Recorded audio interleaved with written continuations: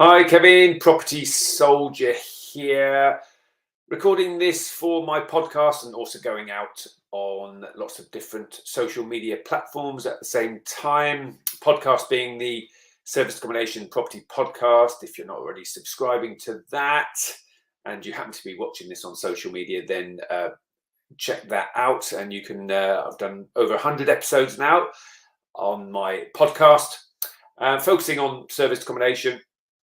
And this particular episode, I'm going to be talking about win-win situations that you can create in property. And there's never been a better time right now than to create these win-win situations. Let me just go to the correct page. Okay, 1 second, guys. And so when you create a win-win situation in property, you have definitely cracked the code. And in this particular episode, I'm going to be talking about the 3 reasons why landlords are currently struggling or going to be struggling in property, and how you can help them with that situation to create a win-win scenario. And when you can do that, you have definitely cracked the code. So the 3 different reasons are energy prices that are obviously going up, energy performance certificate that is coming in for buy-to-let and HMO landlords, and also something that's already here is Section 24. And Section 24, for those of you that don't know, is where the government have stopped landlords who own investment properties in their own name, or buy-to-let or HMO properties in their own name, from offsetting their mortgage interest against their rent, which is artificially inflating their income from the properties, pushing many landlords into the higher or additional rate bands for tax. And so that's a problem. Okay, so those 3 things are definitely a problem. Energy prices going up, EPC, Energy Performance Certificate. What's that? The government have said that in order to do buy-to-let and HMO, those properties are going to have to achieve an EPC of C or above. And that's creating a situation where an awful lot of landlords, this coming in 2025, an awful lot of landlords are going to have to spend thousands, if not tens of thousands of pounds on their properties in order to get them from wherever they are, from the D, E, F, whatever it is they are, up to a C or above. And so that's creating adversity. And where there's adversity, there's definitely opportunity. So let's talk about these win-win situations that we can create here. Now, the first one is for purchase. If you're going to purchase their property and do serviced accommodation with their property. Now, the first one with purchase. So let's say they are selling their HMO. Let's say they're a HMO and they're selling it because guess who pays the bills with a HMO? The energy bills with a HMO, it's the owner or the operator. So the owner of the property is paying the bills. And if that's no longer profitable, because yes, you can raise rents in order to create more income coming in order to pay the higher bills, but for a lot of landlords, they're not going to be able to raise the rents enough in order to cover the extra cost of energy. And so they already have had tenant problems already, and now another nail in the coffin is that energy prices are going up significantly. Now, if you purchase this property, and again, they might be affected by Section 24. So if you purchase the HMO, but you want to use it as serviced accommodation, then how is that scenario different? Well, I will explain. With serviced accommodation, you are able, as the operator, to control the energy usage in the property. So you can regulate the heating, because I've got HMOs. I know how it works with HMOs. Tenants whack the heating up far too high, windows open. heating on all of the time, even when they're not in the room or in the property. Heating is left on, and it's a constant struggle as a HMO landlord. And guess what? I got a HMO back recently because tenants, Eastern Europeans, they moved out pretty much at the same time, and I thought this is the good time to turn this into serviced accommodation, because now this is the situation. I have got a Worcester boiler in there, and you've got an app called Wave, and I'm able to control and regulate the heating in that property, and I can set it to sensible times on, sensible times off, and a sensible temperature for it to go up to. And there's no rule stopping me from doing that. Whereas with a HMO, you're literally not allowed to interfere with the tenants' heating of their rooms. It's literally against the law. I've had arguments with letting agents over this, where I'm saying, well, you pay the bills then. I mean, this is ridiculous what is going on with the energy bills in this property. But no one can stop me with serviced accommodation, because remember, with serviced accommodation, it's not somebody's home. That sits outside of the Housing Act. They don't have tenant rights. They live somewhere else. And so, yes, your guests can ask for the temperature to be turned up. They can ask, and clearly, you're probably going to do it. And I can do it remotely from an app, or one of my team can do it remotely from an app. So that's cool. And the other thing to remember here is that a well-run service accommodation property shouldn't actually be going over 80% occupancy. 75% is fine. And if you're going above 80%, you're actually probably too cheap if you are getting short-term bookings. And you're going to be paying out far too much in cleaning and laundry costs, and meet and greet and all of those things. And so you should actually raise your prices in order to be sitting below 80% if you're getting short-term bookings of, we don't do one night stays, but two nights plus. I'll call a short-term booking less than a week. Okay, anything more than that, stretching into the longer-term booking scenario. Don't get me wrong, we prefer 1 month, 2 months, 3 months, 4 months, 5 months, 6 month type bookings, and we just sending cleaners in once a week. But for the majority of people, they're getting short-term bookings in. And the beauty of that is the property is empty 25% of the year when you can have the heating off. So literally already, not just a 25% saving on your energy bills, a lot more than that, because even when you've got guests in, the heating is not going to be whacked up to the maximum. And the other thing to remember is that with service accommodation, quite often your guests are not home. With HMOs, quite often your tenants are in all of the time using energy, whereas with service accommodation, your guests are out, not necessarily having all of their devices plugged in and watching televisions and all of those things, plugging in electric heaters and all of that stuff, which causes the bills to be so high.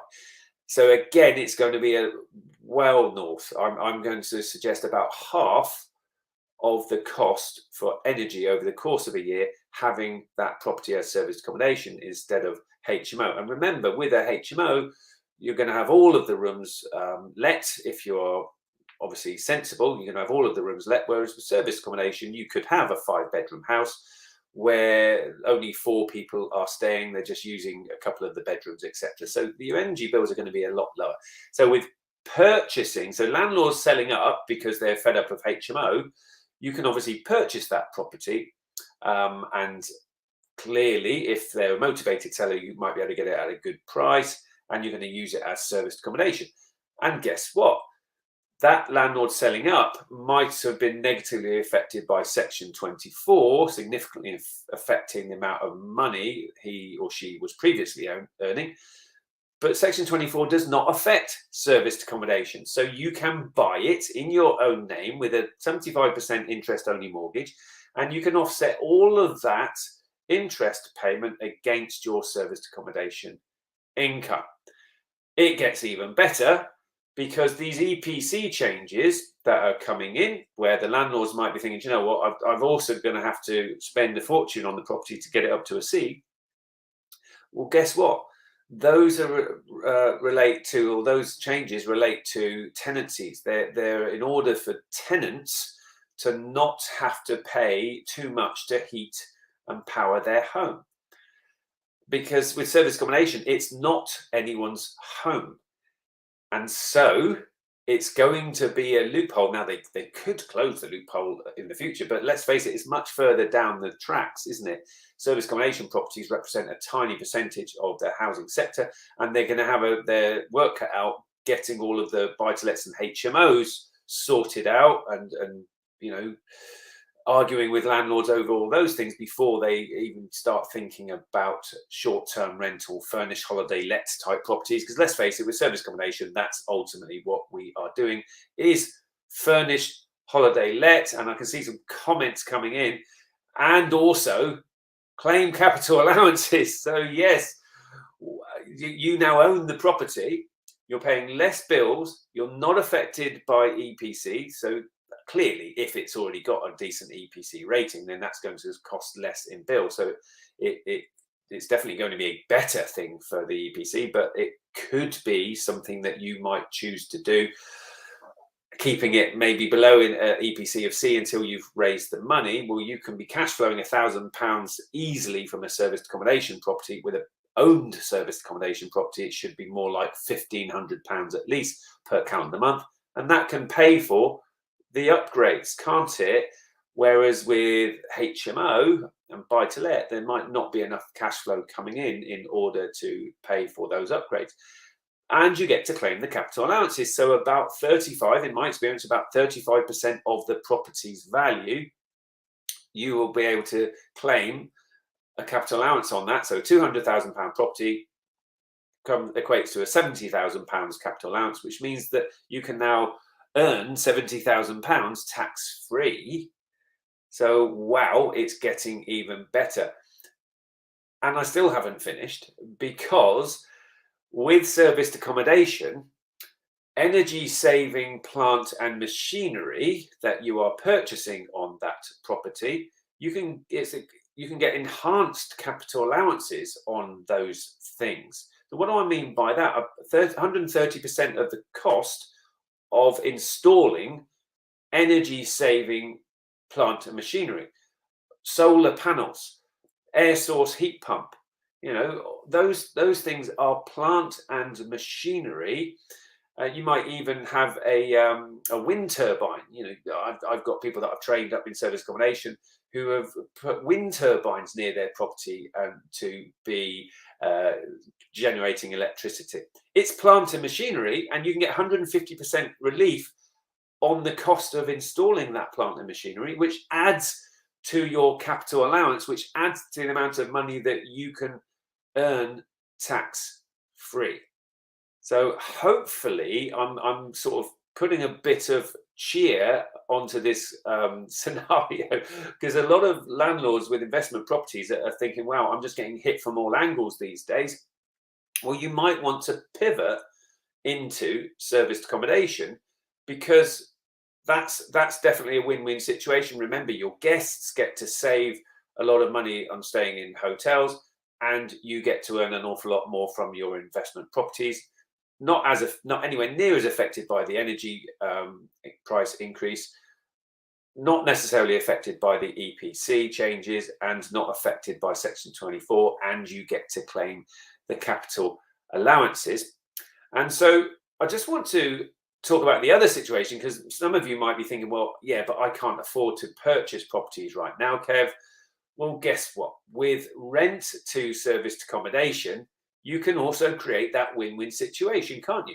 Because you could be using, so a landlord might have a buy-to-let or a HMO, and you can take on that property and run it as serviced accommodation, where you're paying the bill. So you're going to have the exact same situation where you're going to be paying less energy bills. The owner of the property, well, if you do the form of rent to SA that I teach on my training courses at Progressive Property, well, the owner of the property is going to be able to put that income on the furnished holiday let page of his or her tax return, and now be able to avoid Section 24 and the owner of the property is going to be able to claim those capital allowances. And so a lot of people say, well, yeah, how do I get these rent to SA properties, Kev? Because let's say you're cash flowing £1,000 a month from the rent to SA property. Well, the owner gets to earn a lot more money than they previously were from HMO or buy to let, and they get to claim the capital allowances and avoid Section 24. That's when they're going to say, if you sell the benefits to them, that's when they're going to say, where do I sign? And so again, how many service accommodation properties do you want? Let's call it £1,000 cash flow per month. How many do you want? Because you can literally create these win-win situations all over the place. And my mindset as a property investor now is, bring it on. Bring on the adversity, because where there's adversity, there becomes opportunity to create a win-win situation. So hopefully that cheered people up to know that there is definitely opportunity still out there in property. And every time they come out with one of these things, I actually think, do you know what? You're just making it easier and easier for us service accommodation operators here when you are coming out with, when they're trying to hurt landlords, and they are hitting landlords with different regulations, and they're extending the length of time it's going to require to have a no fault eviction and get your property back from a tenant. Well, that's unfair in a lot of instances where you might want your property back from a tenant because you need the property back for whatever reason. You might have financial issues yourself as a landlord, but the pendulum is just too far swung in favor of the tenant, who might not be being fair towards the landlord. So again, whenever they're doing these things to make life harder for landlords, I'm just thinking, well, as service accommodation, that is great for me. Because when I get buy-to-lets and HMOs back now, I'm either selling them and investing the money into properties that work as serviced accommodation, and then claiming the capital allowances, avoiding Section 20 or Section 24 and all of that stuff. I'm either selling them, or I will turn them into SA and avoid Section 24 and claim the capital allowances and not have tenants. My catch rate is more money, less tax, and no tenants. And do you know what? I've been investing in property over 31 years. I've had a lot of tenants over the years.